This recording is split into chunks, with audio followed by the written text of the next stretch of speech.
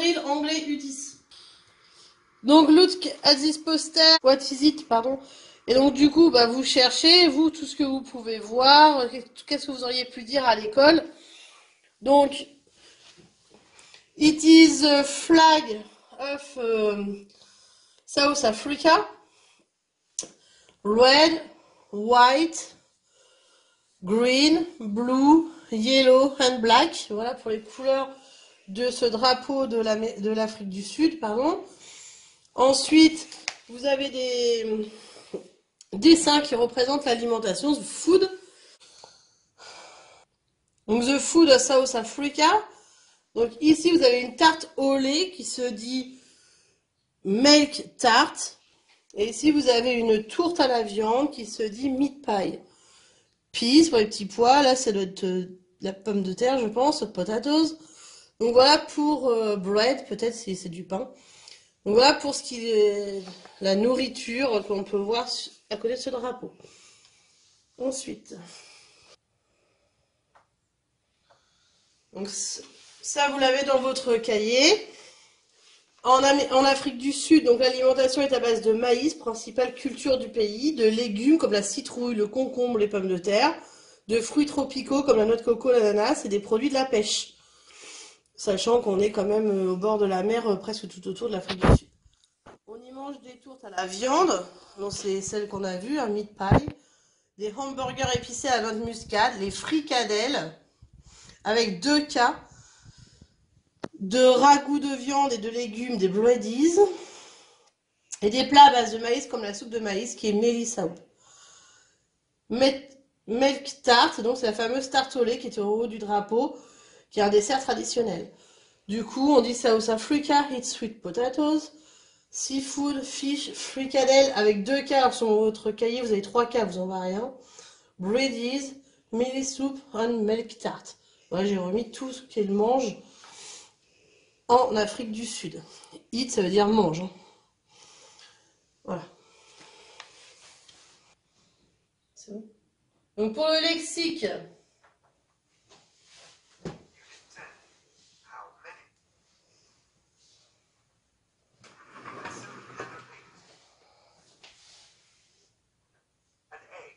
an egg,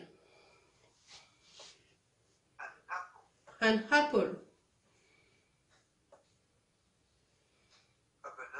a banana,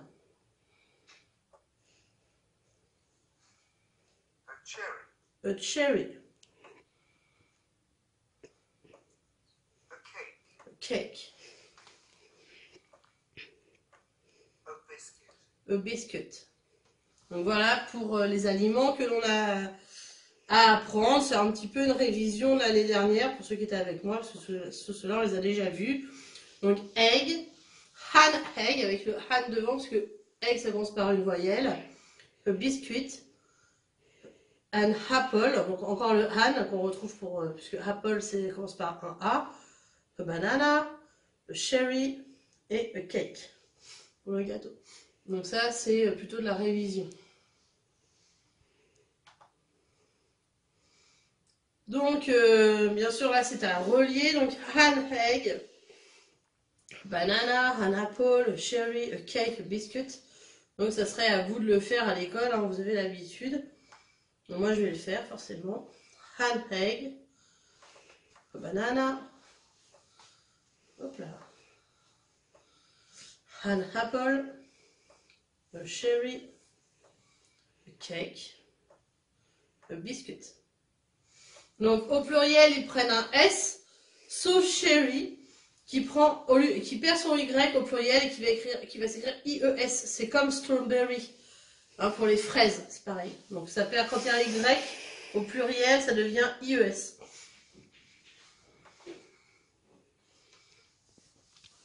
Donc, voici un petit jeu. Donc, ça, vous avez l'habitude aussi. Hein, moi, je vais le faire, bien sûr. Cherry. Banana, an egg, cake, an egg, a biscuit, an apple, a biscuit, banana, a cake, ah bah non c'était pas celui-là, a cake, an apple et a cherry.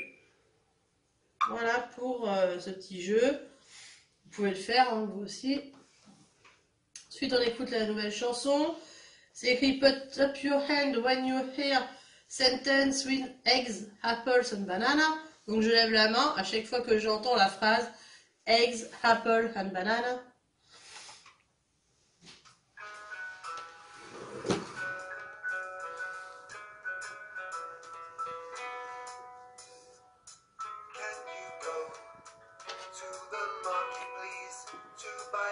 To make cakes, I can go on Sunday morning. Do you need anything else? Yes, I do. I need eggs, apples, and bananas. How many eggs do you need? 2. Butter and eggs, apples, yellow bananas. Yellow bananas. Can you go to the market, please, to buy sugar to make cakes? I can go on Sunday morning. Do you need anything else? Yes, I do. I need milk, vanilla, and chocolate. How much chocolate do you need? What else? Butter and eggs, apples, and yellow bananas, and yellow bananas. Butter and eggs, apples, and yellow bananas, and yellow bananas.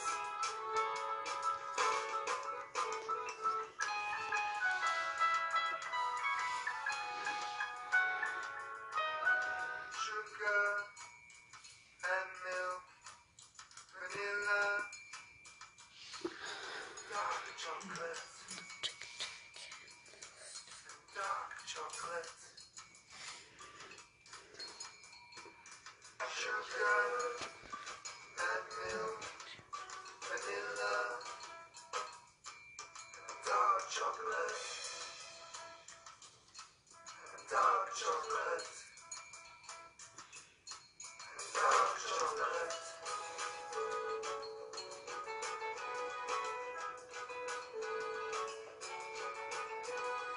Butter and eggs, apples, and yellow bananas, and yellow bananas, and yellow bananas. Donc j'espère que vous avez réussi à retrouver ma phrase eggs, apple and bananas. Donc on va compter de 1 à 50 en suivant l'ordre dans les rangées normalement, hein, c'est-à-dire qu'on suit, vous avez l'habitude et quand on ne sait pas, eh ben, on est éliminé, on s'assoit.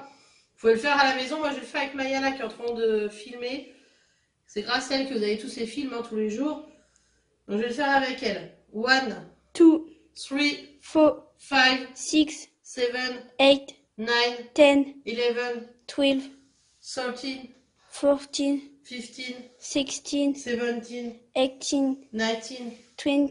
21, 25, 22, éliminé Mayana.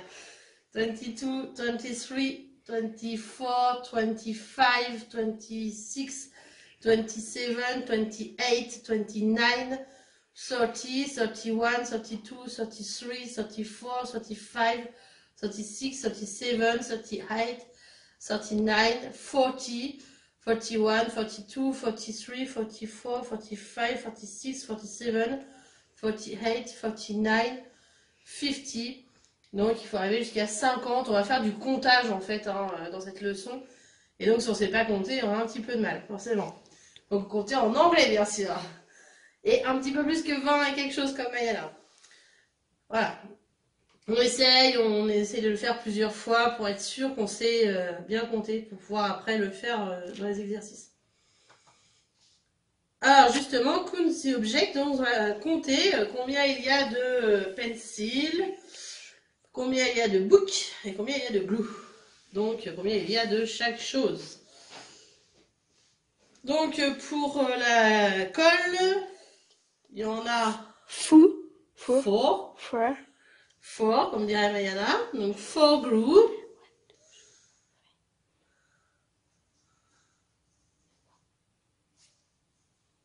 Five. Five pencil. Three. Three, et pas three books. Voilà pour donc le comptage. Attention, il faut aussi savoir les écrire ces nombres, hein, parce que dans les exercices, là on fait tout à l'oral, mais dans les exercices après, sur le cahier, ils sont à l'écrit. Donc pour cette leçon, donc vous avez, donc dans votre livre, je rappelle, dans votre cahier, il y a une erreur là, j'ai mis 3 K. Je devais être trop partie à mettre des K, j'en ai mis 3. Donc voilà cette leçon sur l'Afrique du Sud pour la première. Merci.